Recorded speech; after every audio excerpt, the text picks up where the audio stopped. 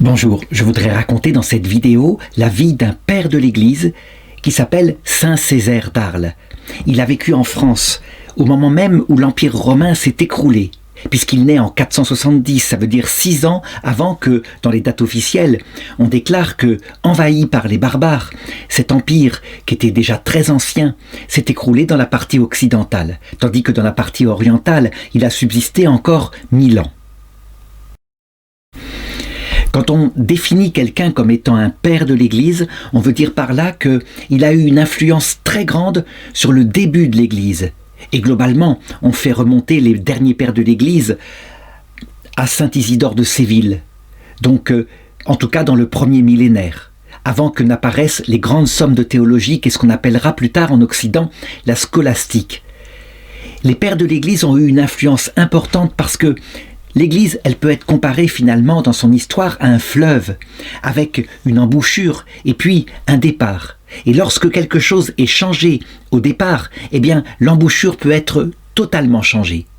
Saint Césaire d'Arles, il est un pasteur, il est un évêque, il va avoir un rôle important là-dessus, mais ce qui fait qu'il est un docteur de l'Église, pour le coup, c'est son apport extraordinaire en théologie, sur un domaine qui est peu réfléchi à cette époque-là.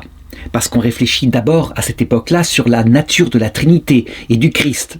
On peut dire que ça, c'est le fondement radical de toute la foi catholique. Si le Christ n'est pas Dieu, comme le disent les Ariens, il va devoir les combattre, puisque les invasions barbares sont souvent des invasions de tribus germaniques ariennes. Eh bien, si le Christ n'est pas Dieu, ça change tout. Ça donne une sorte d'islam où on ne peut plus être proche de Dieu dans une relation intime de charité, parce que Dieu reste toujours quelqu'un de lointain, quelqu'un qui fait un peu peur, surtout quand on lit ce qu'il a fait dans l'Ancien Testament. Mais s'il est mort sur la croix, il fait toute chose nouvelle, parce qu'il indique, cette fois, quel est le cœur de Dieu. Eh bien, Saint Césaire d'Arles va se pencher sur les conséquences directes dans leur relation à Dieu, dans le comportement moral, de cette incarnation du Verbe, à savoir, est-ce qu'on peut, par les propres forces de sa volonté, de son intelligence, obtenir le salut, ou est-ce que notre liberté, en ce qui concerne cette vie surnaturelle, qui concerne évidemment l'éternité, est-ce qu'elle doit être subordonnée à l'aide de la grâce? Donc ça paraît un peu compliqué comme sujet, mais je pense qu'au cours de cette vidéo, ça va devenir très clair. En tout cas, pour remettre le contexte, eh bien, je l'ai dit, 6 ans après la naissance de ce petit garçon, dans le sud de la France, donc dans une province romaine qui depuis très longtemps est civilisée et parle latin, eh bien, c'est en tout cas, pour lui, un monde habituel. Il ne verra pas de ses yeux, puisqu'il est trop petit, le bouleversement que ça fait. Il faut dire que les contemporains, ils voient débouler partout des tribus germaniques qui prennent le pouvoir, qui ne sont pas forcément très nombreuses, mais les populations gallo-romaines et puis romaines étant, je dirais, n'étant plus protégées par une armée romaine solide, parce qu'il n'y a plus d'autorité pour diriger tout cela, eh bien, elles sont comme, je dirais, livrées pieds et mains liés à ces envahisseurs qui peuvent, s'ils le veulent, parfois pratiquer des pillages, des mises en esclavage, etc. Donc, c'est quelque chose de très difficile, et Rome elle-même sera pillée. Saint Augustin, qui ne vivra pas directement cela, puisqu'il est évêque en Afrique du Nord, écrira tout de même un livre en considérant que c'est véritablement une sorte de fin du monde, quelque chose d'apocalyptique qui se passe avec ces tribus sauvages, qui d'ailleurs vont faire chuter le niveau de civilisation en Europe. En effet, leurs mœurs ne sont pas du tout fondées sur le droit, un droit objectif qui règle l'action des hommes, mais plutôt sur des coutumes un peu barbares. Et en conséquence, parce que les autorités civiles de l'Empire romain se sont écroulées, ont fini par disparaître, remplacées par des rois barbares, eh bien, tout va se rétracter du côté des évêques et du côté des monastères. On peut dire que la culture latine et la civilisation va être gardée dans ces petits oasis de vie et peu à peu, en quelques siècles, va reconquérir l'Europe occidentale. Alors, qui est ce petit garçon?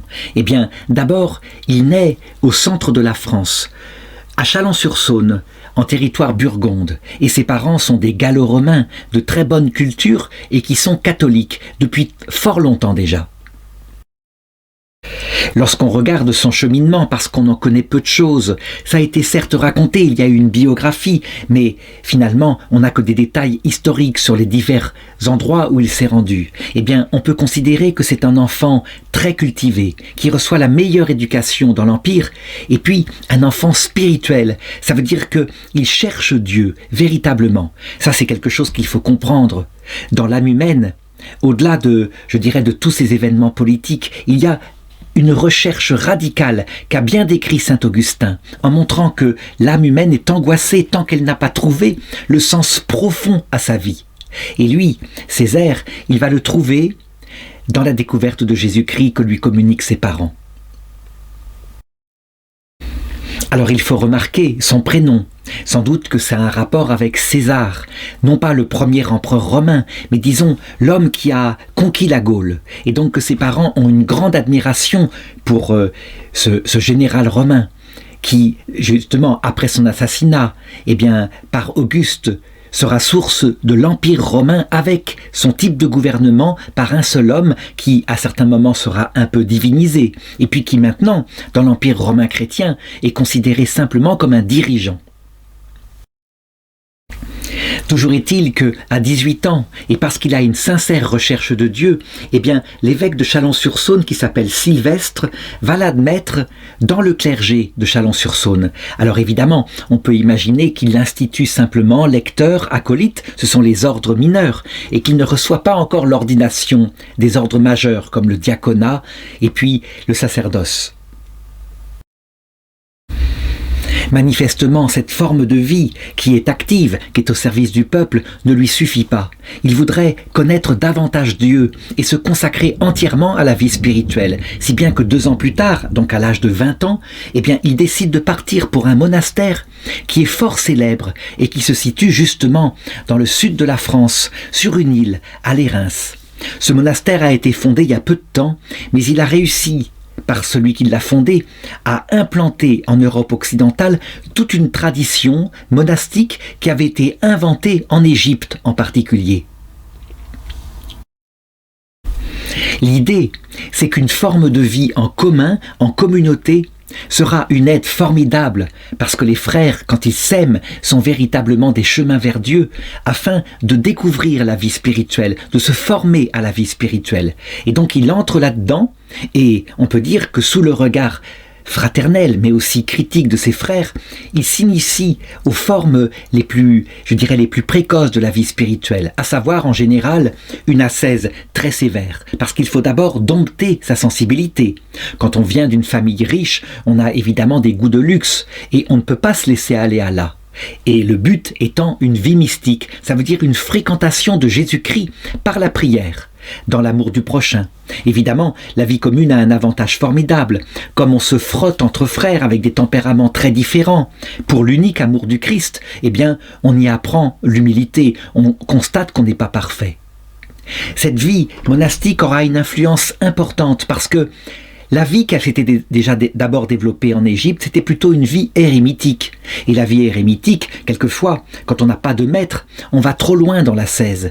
On n'est pas équilibré. Et donc, très souvent, on craquait, on retournait à sa vie mondaine après, dégoûté par le fait qu'on n'arrivait à rien dans ses efforts. Au contraire, pour saint Césaire, il bénéficie de l'enseignement de son père abbé qui s'appelle Porcarius. Il se livre donc à des ascèses que lui-même peut modérer. Mais malgré tout, comme il est zélé manifestement, ça veut dire que, comme tout jeune, il veut l'absolu. Il va peut-être trop loin dans certaines ascèses et sa santé se détériore, si bien qu'il doit quitter le couvent pour se retirer dans la ville d'Arles, qui est juste à côté, dans le sud de la France. Voici un plan pour ceux qui ne connaissent pas.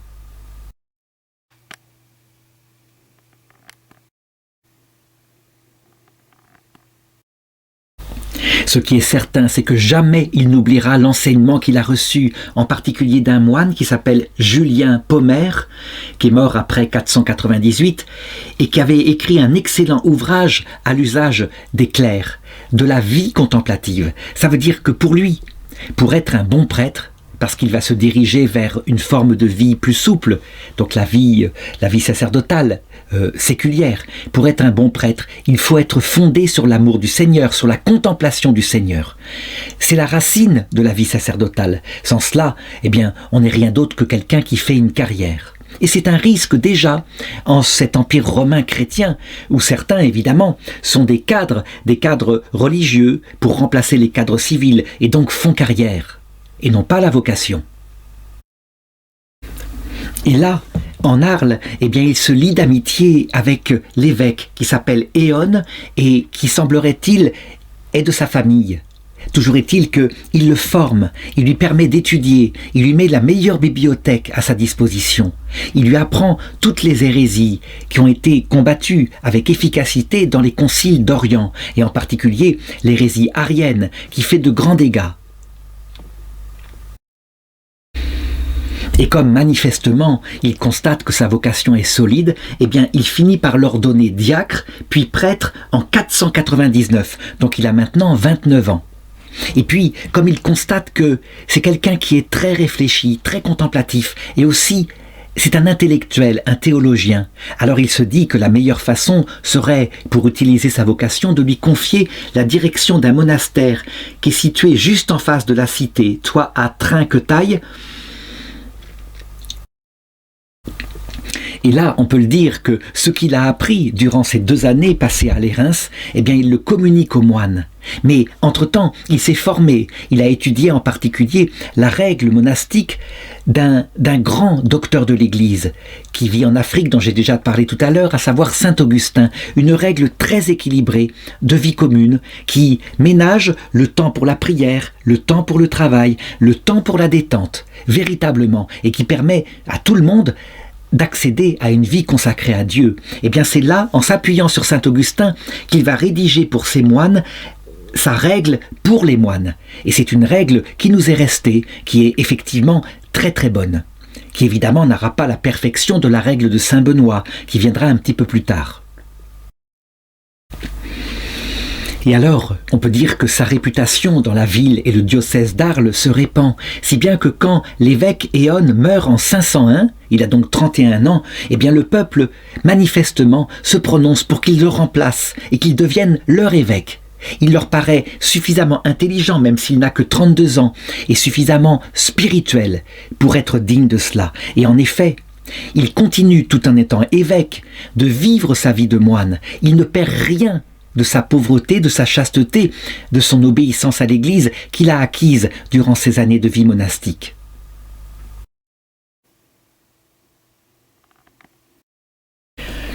Et le peuple semble l'admirer avec raison, parce que cet évêque-là, je l'ai dit, n'est pas qu'un intellectuel. On a par exemple dans le Mirabilis Liber, c'est-à-dire le livre des miracles, une prophétie qui a été attribuée depuis très longtemps à saint Césaire d'Arles. Et ce livre est paru pour la première fois en 1522. Donc est-ce que c'est parce qu'on ne prête qu'aux riches ou pas? Toujours est-il que l'une de ces prophéties mérite d'être lue ici, parce qu'on dirait qu'elle raconte ce qui se passera plus de 1000 ans plus tard, à savoir la Révolution française. Il n'est pas le seul à avoir ce genre de prophéties qui, quand elles sont écrites évidemment, paraissent obscures et n'ont aucun sens, mais qui prennent leur sens manifeste beaucoup plus tard. Je pense aussi à Sainte Odile, une abbesse en Alsace qui, à peu près au IXe siècle, prophétisa la Seconde Guerre mondiale, et c'est stupéfiant. En tout cas, voilà un extrait, et là pour le coup, eh bien, en tout cas si quelqu'un l'a inventé, cette personne-là est bien tombée. Il dit ceci: « La nation française se couvre d'un éternel déshonneur par les crimes les plus atroces. La tête du plus doux des princes, et aussi de ses proches et de ses amis, roule d'en haut dans le sang. Un gouffre de sang innocent est ouvert, immense. Ange de la Gaule, tremblant, comblez-le avec des montagnes et des collines. Notre Sauveur si pur est détrôné par une chair immonde. Ô impitoyable envie de l'enfer, horreur, exécration, dévastation. Et du sein de la Méditerranée sort un capitaine illustre qui relève la croix salutaire et recueille de ses mains guerrières les brebis du sceptre. C'est vrai, on a l'impression que on voit Louis XVI être décapité, ainsi que sa femme Marie-Antoinette, son fils mourir de misère dans la prison du Temple. On a l'impression aussi de voir Napoléon Bonaparte qui sort d'une île de Corse et qui, non pas rétablit le christianisme, mais au moins en rétablit la tolérance et fait un concordat avec l'Église. Donc c'est assez stupéfiant. Toujours est-il que le fait qu'il y ait pu y avoir des prophéties comme ça de Saint Césaire d'Arles manifeste tout au moins qu'il avait une relation avec Dieu qui n'était pas qu'intellectuelle mais qui était mystique. Et il va en avoir besoin de ce support du Seigneur parce que, avec cette fonction d'évêque, il a un rôle d'autorité. Et voici que surgissent des invasions barbares, des invasions extrêmement dangereuses qui ravagent les campagnes. Il va en connaître successivement 3. Il va y avoir 2 dominations ariennes, celle des Visigoths sous Alaric II jusqu'en 507, donc il est encore très jeune, il a 37 ans, puis celle des Ostrogoths sous Théodoric et ses successeurs jusqu'en 536, donc alors qu'il est déjà très âgé. Évidemment, lui, il est formellement et, je dirais clairement, un évêque catholique. Ça veut dire qu'il affirme la divinité du Christ. Et il a là des rois un peu barbares, mais qui, je l'ai dit, adhèrent à un Christ homme qui ne rigole pas finalement, qui après sa résurrection abat ses ennemis. Et donc, il est suspecté par ses envahisseurs pour être pas dans la ligne qu'il faut, et mis en procès et mis aussi en prison. Donc il doit se rendre d'abord à Bordeaux en 505, puis ensuite à Ravenne, qui est la capitale de l'ancien empire romain en Italie, en 513. Mais à chaque fois, sans doute parce qu'il a un langage qui plaît et parce qu'il sait ménager la susceptibilité de ces rois barbares, eh bien, il repart en ayant gagné la confiance du roi, qui eux n'y connaissent pas grand-chose en théologie et qui le remettent sur son siège épiscopal. On sait que plus tard, quand il y aura l'invasion des Francs en 536, eh bien, là pour le coup, il gagnera franchement l'amitié et le respect des rois francs. Et ces rois francs d'ailleurs, eh bien, ils convertiront la France au catholicisme nicéen, véritablement, à cause de Clovis en particulier, qui remporta une grande victoire contre ses ennemis, après avoir eu un rêve où le Seigneur Jésus lui promettait cette victoire.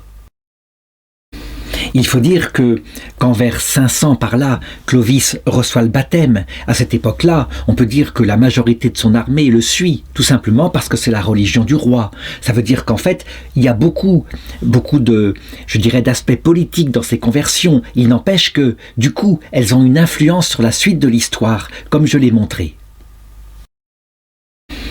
N'empêche que, alors qu'il connaît l'exil, la prison, sous les rois goths, eh bien, il n'hésite pas à enseigner la foi catholique. Il écrit par exemple un traité du mystère de la Sainte Trinité, où il combat la pensée arienne, et il se prononce véritablement pour les 3 personnes qui forment le seul Dieu et l'incarnation du Verbe. Et donc, je l'ai dit, peu à peu, c'est cette théologie-là qui va s'imposer en Occident grâce à la conversion de Clovis. Si bien qu'il a à s'occuper d'une autre hérésie, je l'ai dit, qui est une conséquence un petit peu de ce rapport à Dieu, ce Dieu tout-puissant, qui permet maintenant d'avoir avec lui une amitié intime. Et donc, la question qui se pose, c'est est-ce qu'il est accessible, ce Dieu tout-puissant, par les seules forces de sa volonté? C'est ce qu'enseigne un hérétique en Orient qui s'appelle Pélage. Il pense qu'une fois qu'on a compris ce que c'est que l'Évangile, eh bien, il suffit de se mettre au travail par les énergies et sa volonté, et du coup, on obtient le salut, comme ça, sans autre aide que la compréhension du message du Christ.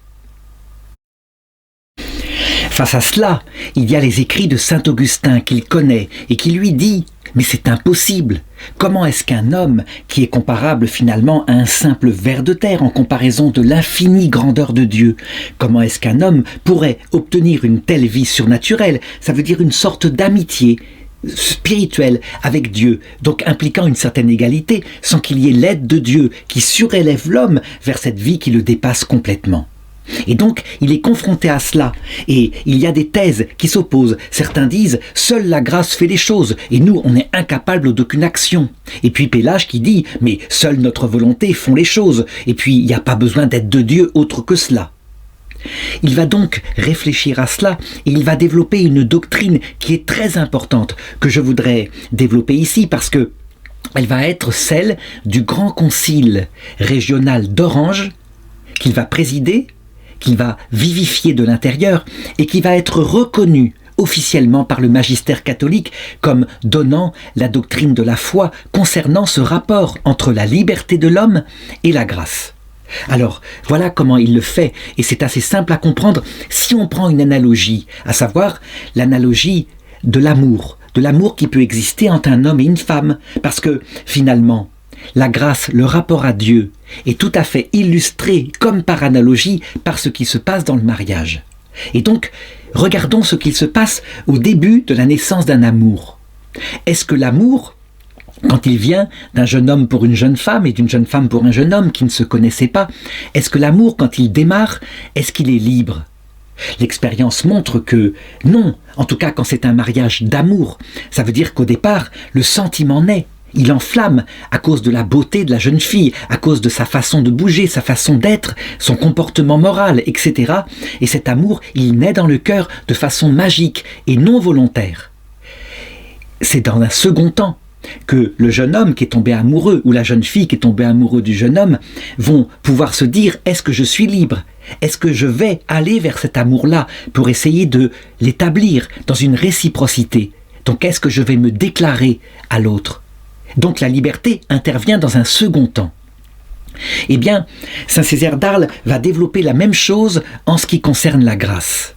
D'abord, premier point, quand Dieu vient nous chercher pour nous attirer à lui, manifestement, la force qui nous attire à lui, on n'en est pas responsable.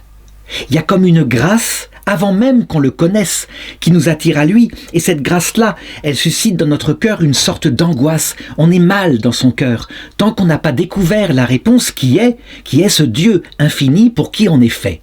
Et donc, manifestement, la grâce, elle vient en premier. Et lorsque, tout d'un coup, la prédication de l'Évangile vient, donc que la foi, eh bien, elle vient, cette grâce-là, elle continue de nous attirer. Et si elle fait bien son rôle, parce qu'elle n'est pas irrésistible, je veux dire par là que l'homme, dans un second temps, va pouvoir y résister, mais si elle fait bien son rôle, en tout cas, il se passe dans le cœur comme un premier amour. On tombe amoureux de ce Dieu qui est mort pour nous, de ce qu'il a fait, et ce premier amour, il fonctionne exactement, comme je l'ai dit par rapport au jeune couple, il n'est pas libre, il vient comme cela. Et donc, la grâce précède, dans un premier temps, la liberté. D'ailleurs, eh bien, il se sert de l'écriture pour le démontrer, et par exemple une phrase de l'Évangile où Jésus explicitement dit ceci. C'est en Jean chapitre 15 verset 16, « Ce n'est pas vous qui m'avez choisi, mais c'est moi qui vous ai choisi et qui vous ai établi pour que vous alliez et portiez du fruit et que votre fruit demeure, afin que tout ce que vous demanderez au Père en mon nom, je vous le donne. » Et donc on le voit bien, c'est l'initiative de Dieu qui va nous attirer vers cette vie surnaturelle, ce qui est tout à fait logique. Comment est-ce qu'un pauvre homme, même si son cœur est mal, parce qu'il désire connaître quelque chose comme ça, quelque chose de grand qui donne sens à sa vie, comment est-ce que l'homme pourrait oser créer une sorte d'amitié intime avec ce Créateur sans que ce Créateur ne vienne le chercher? Donc, si je résume, il y a, tant qu'on n'est pas encore dans la connaissance du Christ, comme une prémotion divine, une attraction qui vient de Dieu et qui explique que saint Augustin peut écrire dans ses confessions « Je t'aimais Seigneur avant même de te connaître, et mon cœur était sans repos, tant qu'il ne se reposait pas en toi. » Et ensuite, la foi est prêchée par quelqu'un, ça peut être aussi par une lecture, et l'Esprit Saint, à ce moment-là, attire en même temps que la connaissance de ce qui est Dieu vient dans le cœur. Et l'Esprit Saint, on peut dire que cette attraction, on peut l'appeler la prémotion, mais sauf qu'elle prend un autre nom. C'est une grâce actuelle, un amour. Et si, si on l'écoute, alors il naît en nous un premier amour non libre pour ce Dieu qui a fait de telles merveilles. Ensuite, dans un deuxième temps, une fois qu'on a pris conscience de ce qu'il a fait par son intelligence et qu'on l'aime, qu'on croit en lui parce que le cœur est tout brûlant à l'intérieur de soi, on peut suivre ou non ce premier amour. Et c'est là que va intervenir la liberté. Si on suit ce premier amour, la grâce est toujours là. Il n'a rien à voir avec Pélage, qui pensait que maintenant on pouvait agir indépendamment. Non. D'abord, Dieu doit surélever notre âme par une grâce pour permettre cet amour d'amitié avec lui. Et d'autre part, il doit continuer de nous attirer par une autre grâce qu'on appelle la grâce actuelle. Sinon, on est comme une plante, on perd tout zèle pour Dieu, toute énergie à l'aimer. Et donc, en réalité, notre liberté, elle est fondée sur cette grâce.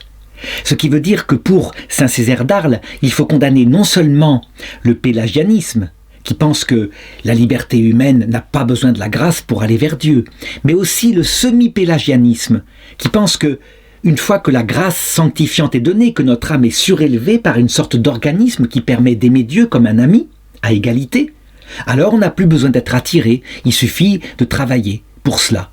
Non, on a toujours besoin d'être attiré. Donc, liberté et grâce coopèrent ensemble pour faire cheminer l'homme vers cette vie surnaturelle avec Dieu. Voilà ce qu'il va se mettre à développer dans des sermons, dans son Église. Et ces sermons sont non seulement comme ça très intelligents, mais en même temps très simples, avec beaucoup d'images, beaucoup d'analogies comme celle que je viens de prendre pour comparer la vie de la grâce à la vie du mariage. Si bien que les hommes prennent des notes, les fidèles prennent des notes, et lui-même, il les écrit. Et donc, on a une quantité énorme de ces sermons qui ont été gardés, 238 en tout, qui ressemblent très fort à la manière de prêcher de saint Augustin, qui lui a beaucoup servi, si bien qu'au Moyen-Âge, il arrivait qu'on confonde des sermons de saint Augustin avec les sermons de saint Césaire d'Arles, parce que le style était le même. Il est vivant, il est simple, et les gens se pressent à ses prédications. D'autre part, on lit dans ses sermons certaines indications qui sont fantastiques, parce qu'on a l'impression de voir vivre les Arlésiens. D'ailleurs, à partir de cette époque-là, sa célébrité commence à s'étendre dans toute la région, si bien qu'à un moment donné, il est nommé à un rôle particulier. En 514, donc il a 44 ans, eh bien le pape de Rome, qui a besoin d'hommes comme lui, qui sont de grandes autorités, qui ont une grande énergie pour faire leur travail d'évêque, eh bien il décide de le nommer vicaire du siège apostolique pour la Gaule et l'Espagne. Et du coup, il peut convoquer plusieurs conciles pastoraux pour, d'abord, je dirais, contrebattre certains abus qu'il voit. Et on a certaines traces de ces décisions et du coup, certaines traces des abus en question. Et un de ces abus, qui est très amusant d'ailleurs, eh bien, c'est la tenue à l'église. Il faut savoir que les églises à cette époque-là sont en train d'être bâties. Il n'y a pas de chaises et de bancs, mais le sol est comme ça et la foule se presse pour entendre parfois de longs sermons et des lectures qui durent assez longtemps.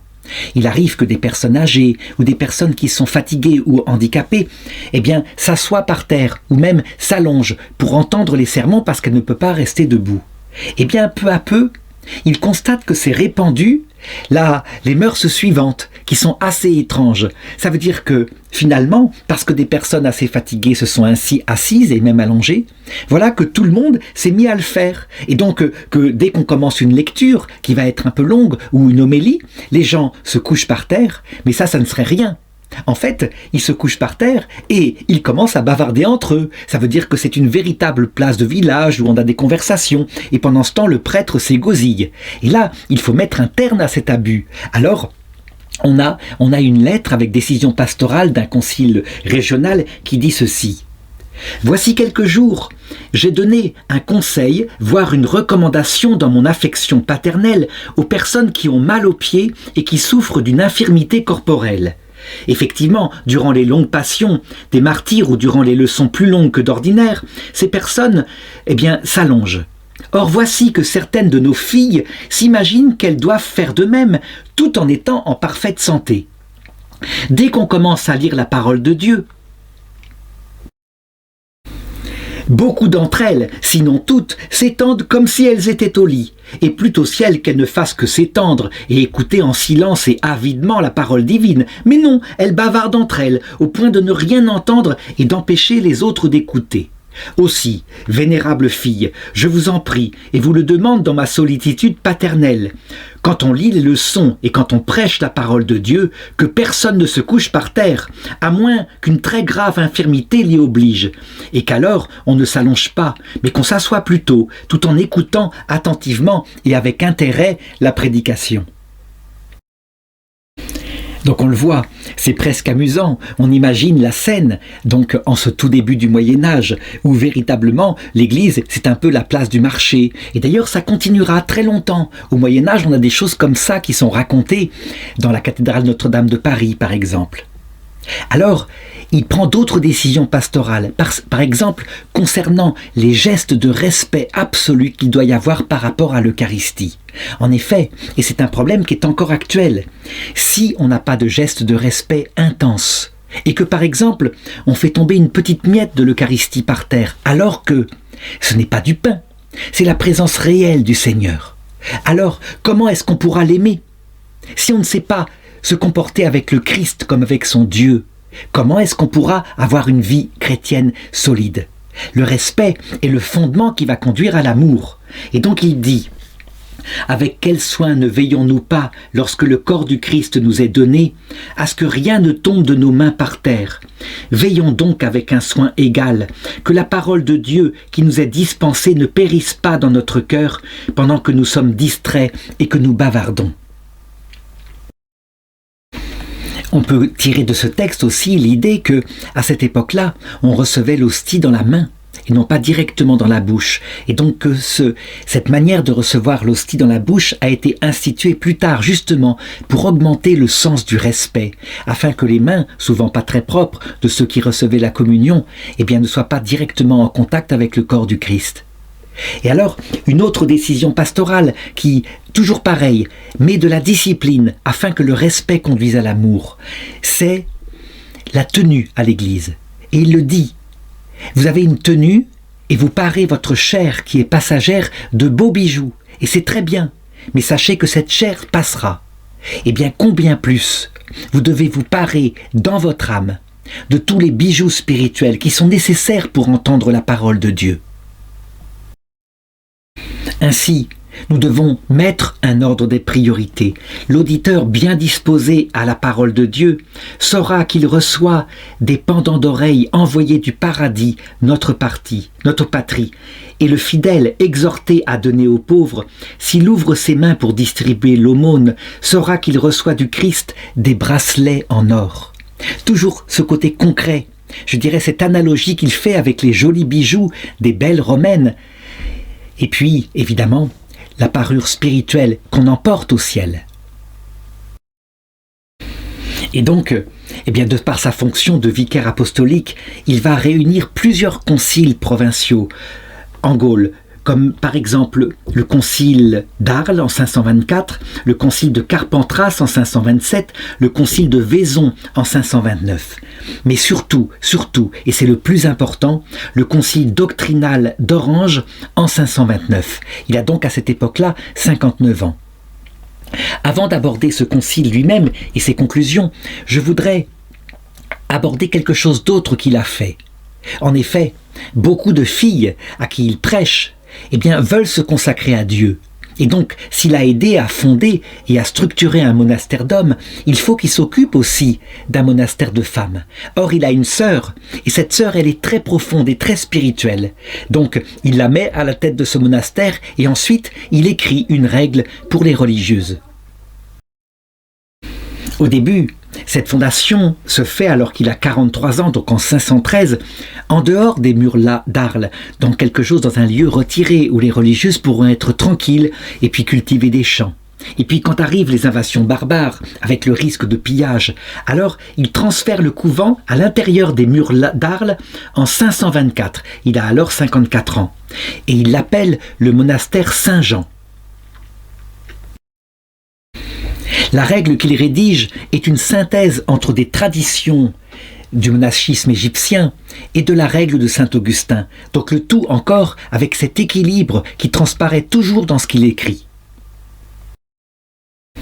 Sa règle s'appelle la Regula ad Virgines, donc la règle pour les vierges, et elle aura un grand succès. Elle sera adoptée entre autres par sainte Radegonde pour le monastère qu'elle fondera à Poitiers. Il pense à tout. Ça veut dire que non seulement il leur impose une clôture stricte, parce que si elles sont moniales, elles ne peuvent pas vagabonder dans la rue, évidemment sauf la sœur qui est chargée de faire les courses. Mais en plus de ça, il leur donne un statut canonique. Ça veut dire qu'elles doivent être autonomes dans leur forme de vie. Et le rôle de l'évêque n'est pas celui de diriger le monastère. Donc elles échappent à la juridiction épiscopale, ce qui est très important, ce qui évite évidemment le risque d'arbitraire, ou alors qu'un évêque, tout d'un coup, parce qu'il est nommé évêque, se mêle de diriger la vie religieuse de ses contemplatives. Chacun doit être à sa place, et on sait comment dans l'histoire de l'Église, quelquefois, il arrivera que des évêques se mêlent des religieuses, et donc détruisent l'harmonie de la communauté. Ces règles seront approuvées par le pape Hormisdas, qui est mort en 523. Je pourrais résumer cette règle de la façon suivante. D'abord, il lui assène son but, et le but, c'est l'union au Christ, par la prière perpétuelle et dans l'attente qui va arriver bientôt de sa venue eschatologique qui se passe à l'heure de la mort ou alors à la fin du monde, que à cette époque-là on espère proche. Et alors, il y a des moyens pour cela, et le moyen le plus important se résume en 3 points, à savoir premièrement la prière solitaire mais aussi prière liturgique qui unit à Dieu. Deuxièmement, la formation intellectuelle, par exemple à travers la Lectio Divina, ça veut dire la lecture de l'Écriture sainte, la lecture des pères de l'Église, pour se former, parce que celui qui connaît Dieu l'aime davantage. Et puis, l'amour fraternel dans la vie communautaire. Évidemment, il y a des moyens qui sont adjoints à cela, comme par exemple une pénitence très forte afin de maintenir sa chair en esclavage par rapport à l'esprit, pour marcher vers le Christ. Et puis, évidemment, la clôture à vie, la désappropriation des biens personnels. Il ne s'agirait pas d'être riche, mais le vœu de pauvreté permet de se détacher. La vie commune, évidemment. Les sœurs dorment dans un dortoir commun, elles mangent ensemble avec une lecture. Et d'autre part, le travail a une place très importante. En effet, il convient d'équilibrer sa vie et de ne pas être que dans ses activités intellectuelles, mais aussi savoir se servir de ses mains. Cet équilibre-là fera qu'on marchera droitement vers le Seigneur jusqu'à ce qu'il vienne nous chercher.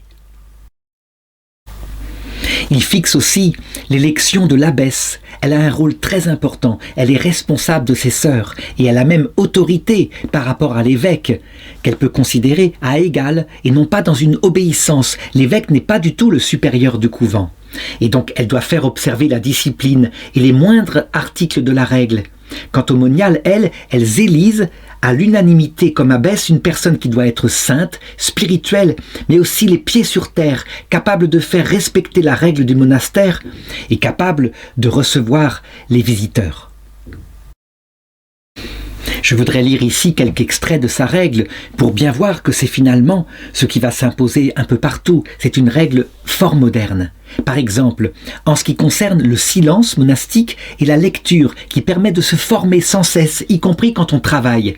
Sœurs, quand vous travaillez en équipe, que l'une de vous fasse la lecture aux autres jusqu'à 10 heures du matin. Le reste du temps, il ne faudra pas interrompre la méditation de la parole de Dieu et la prière intérieure. Alors, par exemple, un petit détail concernant la liturgie des heures, le fait de participer à l'office, de le chanter. Il tient à ce que ce ne soit pas un chant extérieur simplement, donc un devoir à accomplir formellement. Mais il dit ceci: « Puis quand vous priez Dieu par les psaumes et les hymnes, que ce que vos voix prononcent se reflète dans votre cœur. » Ça veut dire que l'intelligence doit lire le sens des phrases et se l'approprier. C'est évidemment difficile de le faire à chaque instant, on peut être distrait, n'empêche qu'il met ça comme directive. Ensuite il dit, quelles que soient vos occupations, quand vous n'y êtes pas adonné à la lecture, méditez encore et toujours tel ou tel passage des divines écritures. Donc il rappelle sans cesse à ses sœurs que leur vocation est spirituelle, ce ne sont pas des ouvrières, ce ne sont pas, je dirais, des servantes, non, ce sont des épouses du Seigneur.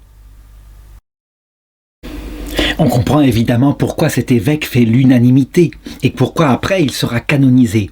Mais il lui reste à faire son grand œuvre, à savoir la lutte contre cette hérésie particulière qu'est le pélagianisme et aussi les excès inverses par une certaine interprétation de saint Augustin. Et donc il décide de réunir dans une petite ville située au nord d'Arles, la ville d'Orange, en 529, un concile provincial, encore une fois, mais cette fois un concile qui va regarder la doctrine du salut, donc qui va se prononcer véritablement pour quelque chose qui normalement concerne les grands conciles œcuméniques qui ont eu lieu en Orient.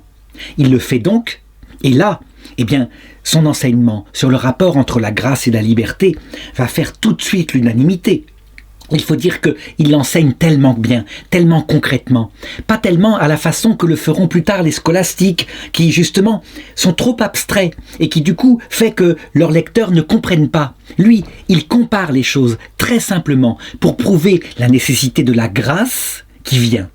Mais il montre aussi que cette grâce-là ne peut pas être irrésistible.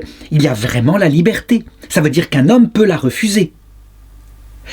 Il fait condamner par le concile une théorie qui était sortie à cette époque-là et qui malheureusement va avoir un succès énorme, peut-être 1000 ans plus tard, à cause de Jean Calvin. La théorie de la double prédestination. En effet, si on ne peut pas être sauvé sans la foi, comme le montre saint Paul, et que certains ne reçoivent pas le don de la foi, cette théorie dit, c'est donc que Dieu, qui est celui qui donne la foi, ce que saint Césaire d'Al accepte tout à fait. La foi est un don de Dieu, donc il y a bien au départ une action de Dieu. Et donc si Dieu ne donne pas la foi à certains, c'est que certains sont prédestinés à l'enfer éternel. Il y aurait donc de la part de Dieu, arbitrairement, une prédestination de certains au paradis par le fait qu'il leur a donné la foi. Encore faut-il, évidemment, dans cette perspective, qu'ils y soient fidèles. Mais une prédestination à l'enfer pour ceux à qui il refuse de donner la foi. C'est quelque chose qui est aberrant, quelque chose qui ne peut pas concorder avec ce que montre Jésus à la croix.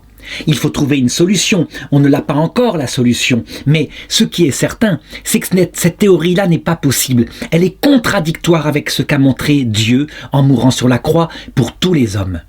Il y a donc une manière mystérieuse par laquelle Dieu propose son salut à tout homme, par lequel, à un moment donné, la foi sera proposée à tout homme. Ce seront des problèmes qui se poseront bien plus tard, en théologie, en XXe siècle en particulier, et qui seront résolus assez facilement par quelqu'un comme par exemple Sainte Faustine, Marthe Robin, mais aussi le pape Benoît XVI, dans son encyclique Spe Salvi, au numéro 47. L'idée que, quelquefois, la foi est proposée à la 11e heure de cette vie, ça veut dire à l'heure de la mort, dans le passage qu'est la mort.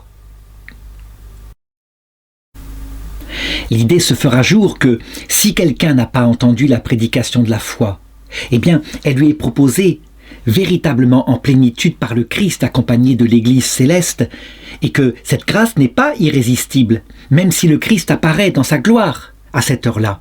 Mais un homme peut véritablement la rejeter, au point que, après la mort, un homme qui n'aurait pas la grâce, eh bien, c'est qu'il l'a voulu. C'est sa liberté qui a agi, et comme c'est une liberté parfaite, il a une pleine connaissance, la prédication du Christ est géniale. Il a d'autre part une parfaite maîtrise de lui-même, puisque à cette heure-là, les conséquences du péché originel sont enlevées. Et donc un homme qui arriverait après la mort sans la grâce, c'est qu'il a commis un blasphème contre l'Esprit Saint. Ça veut dire un choix parfaitement lucide, parfaitement maîtrisé, un choix de la liberté solitaire de l'enfer, tout simplement, et de l'enfer tel que le définit saint Augustin. L'amour de soi poussé jusqu'au mépris de Dieu et du prochain. Mais on le voit, ceci c'est une autre histoire, et le développement du dogme se penchera sur ce problème-là, qui est un problème réel qui se pose à l'intelligence, bien plus tard. Alors je voudrais lire ici un décret du concile d'Orange pour bien comprendre que un concile, il dit la vérité, mais elle n'est pas toujours pleinement parfaite. Ça veut dire que d'autres conciles précisent ensuite cette vérité quand on a oublié de se pencher sur un problème. Par exemple, ce décret dit, c'est le canon, « Rien de bien l'homme ne peut faire sans Dieu, beaucoup de bien Dieu fait en l'homme que l'homme ne fait pas. Aucun bien l'homme ne fait, sinon celui que Dieu veut. » Donc la question qui se pose, c'est est-ce qu'on parle ici, quand on dit rien de bien l'homme ne peut faire sans Dieu, est-ce qu'on parle ici de la vie surnaturelle, quand le Christ dit par exemple « sans moi vous ne pouvez rien faire ». Eh bien l'Église précisera « rien de bien ne peut se faire sans Dieu » en ce qui concerne la vie surnaturelle qui conduit au salut éternel. Par contre, sans Dieu, mais uniquement par le choix de sa liberté, il arrive qu'un homme qui suive sa conscience morale, et donc de façon naturelle, sans la grâce qui résiste aux pulsions de sa sensibilité, puisse faire le bien. On voit par exemple, comme le dit Jésus, des païens qui s'occupent de leurs enfants, et véritablement qui ne les abandonnent pas. Des païens qui sont fidèles à leur époux et leur épouse, et qui ne les abandonnent pas. On voit des choses comme ça qui se font sans la grâce. Alors évidemment, il y a une grâce tout de même. Ça veut dire que Dieu attire l'homme vers le bien. La prémotion divine est tout le temps présente. Mais il n'empêche que ce que précise ce canon, c'est que l'homme ne peut rien faire de bien au plan surnaturel. Mais que l'homme peut construire des maisons. L'homme peut même donner à manger à quelqu'un qui a faim, avoir pitié d'un pauvre. Et d'ailleurs, ces hommes qui agissent droitement, par leur simple humanité, eh bien, ils sont accueillis dans l'autre monde. Et Jésus le dit explicitement. Donc on le voit. Attention de ne pas, comment dirais-je, élargir ce canon conciliaire et de lui donner un sens que ne donne pas l'Église, même si elle le précisera plus tard. Ce concile d'Orange est vraiment fondamental. On peut dire que plus de 1000 ans avant, il répond à la doctrine de Luther et de Calvin surtout. Ça veut dire que quand Calvin et Luther disent « sola gratia », seule la grâce sauve. Et donc l'homme qui est complètement détruit par le péché originel n'a aucune espèce de collaboration avec cette grâce pour marcher vers le salut. Eh bien le concile d'Orange, par avance, condamne cette doctrine. Il faut voir plutôt le salut comme une alliance entre la grâce et la liberté. La grâce est certes première, je l'ai montré, mais la liberté agit. Ce concile va montrer aussi que là où Martin Luther a raison, c'est que l'initiative première, la grâce prévenante, elle vient de Dieu. Et ce n'est pas la liberté qui nous tourne vers la vie surnaturelle en premier lieu. Et donc, il y a bien une grâce prévenante, et pourtant, cette grâce-là n'est pas irrésistible, comme l'enseignait Jean Calvin. Jean Calvin pensait que quand la grâce tombait, on ne pouvait pas y résister, tout simplement parce que pour lui, il n'y a plus de liberté humaine, et donc on y va simplement, et donc Dieu nous met au paradis, et ou alors Dieu nous met en enfer en nous refusant cette grâce irrésistible. De même, la prédestination s'en trouvera éclairée pour toute la théologie du Moyen-Âge, à savoir que le mot prédestination peut avoir plusieurs sens. D'abord, ça peut être considéré comme la science éternelle de Dieu, de toute éternité. Il sait tout. Il sait si un homme va en enfer. Il ne sait pas dans le futur, puisque son éternité est comme un temps gigantesque qui contiendrait dans le présent qu'est Dieu tous les temps. Et pourtant, cette science divine n'empêche absolument pas que dans le temps, l'homme exerce sa liberté. C'est une autre dimension.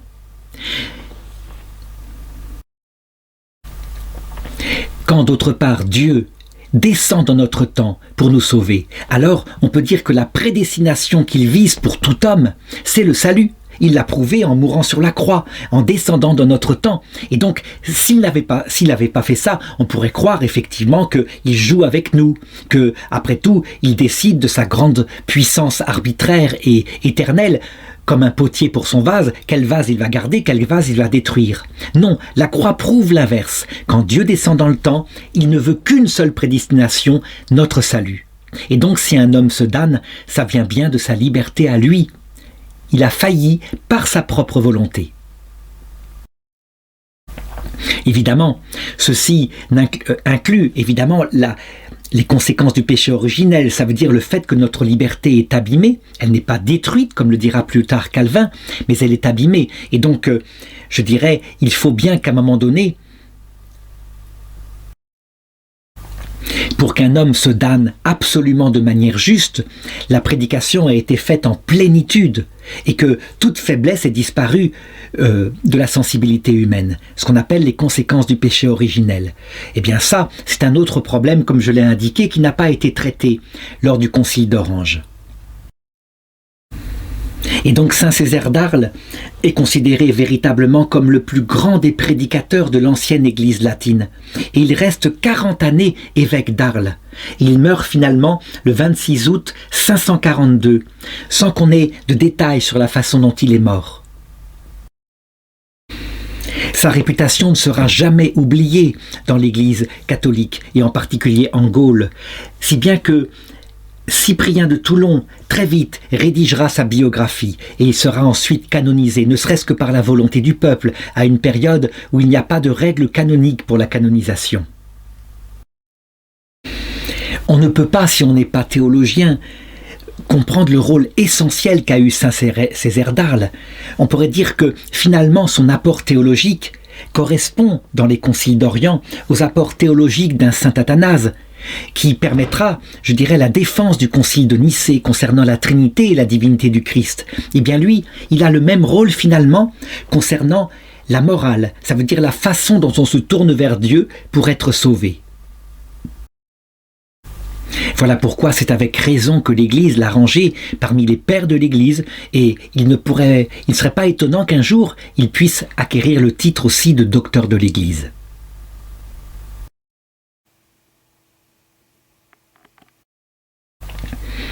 On oublie très souvent de se confier par sa prière à saint Césaire d'Arles.